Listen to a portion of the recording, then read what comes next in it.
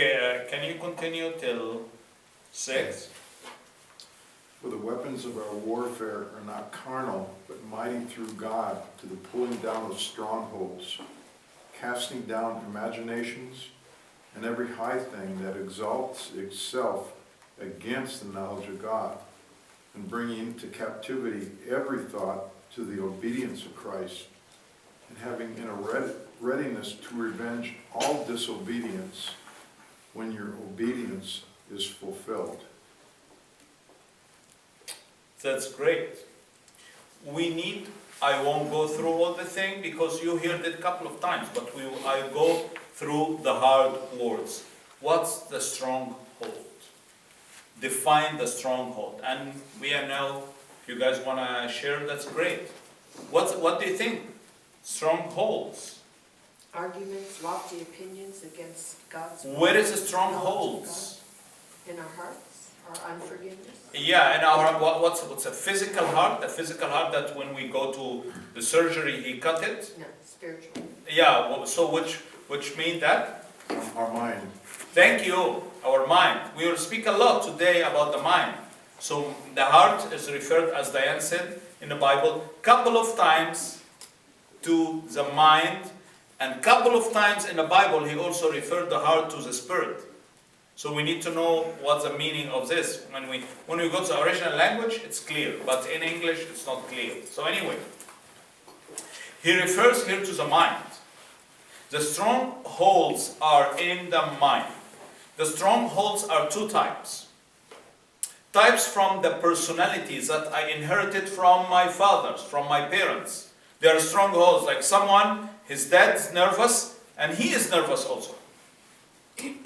His mom is talkative, and he is talkative. So he inherits this thing from his mom and dad. There are many things we inherit from them, good. However, there are many things we inherit from them are bad.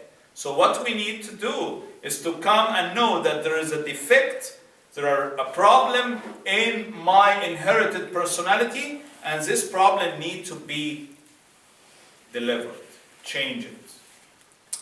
People of psychology say that's how you develop your personality.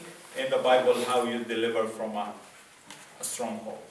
A stronghold simply is a something inside your mind. So if I can exemplify, if I can illustrate, the mind is a house with 100 rooms.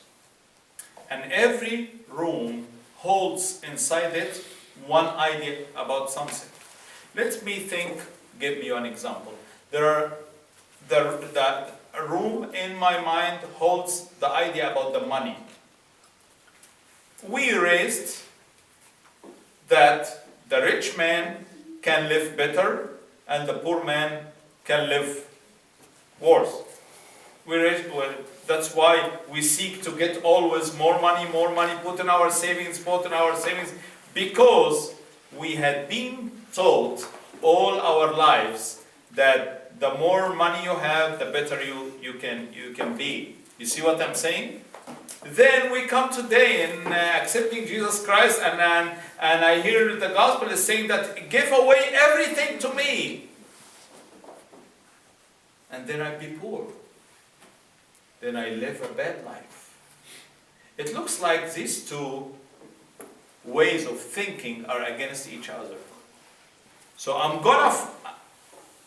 will I be following the way I raised all my life, or I will be submitting to God today, telling me to give everything to God? So what mean if I have my $10,000 in my bank, and I just give the $10,000 to God and just live on nothing? No, this is not the meaning.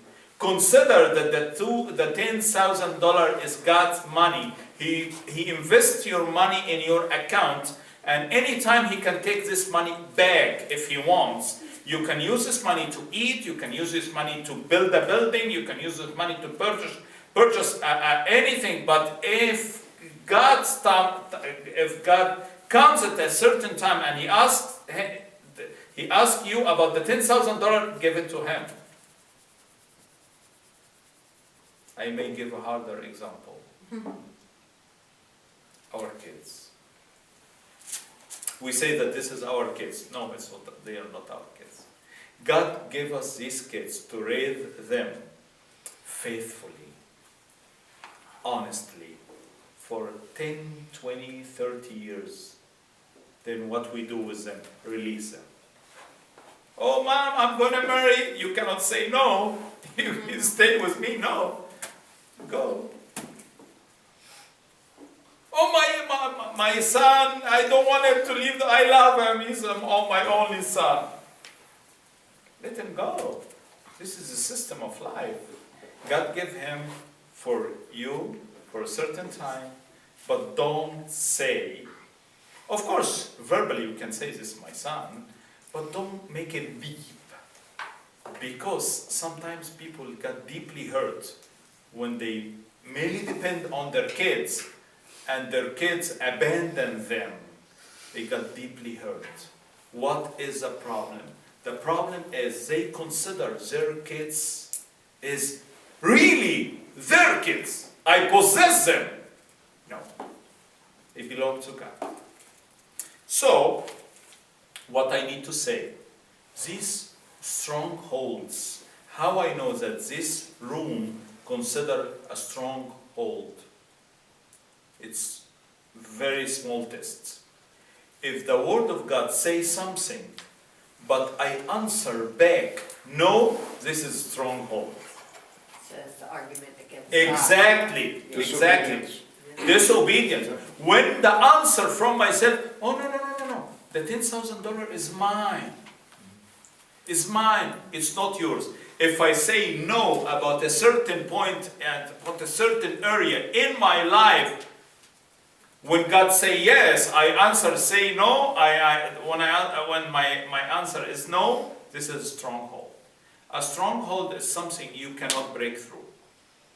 You cannot. You just keep trying to destroy it. It's a stronghold. It's a very strong building. You can measure on this many things. One of the big strongholds in America. The system of the marital life.